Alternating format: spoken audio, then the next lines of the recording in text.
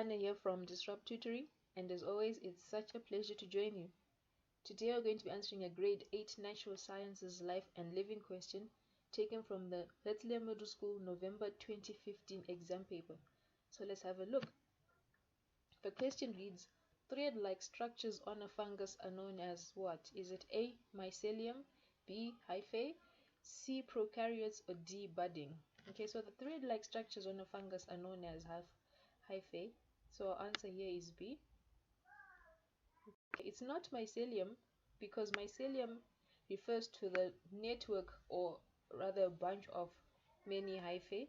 Okay, prokaryotes is not the correct answer either because this is the term used to describe single-celled organisms, and budding is not the answer because this just refers to one of the mechanisms that fungi can use for propagation or reproduction. So our answer is hyphae. Thread-like structures on a fungus are known as hyphae.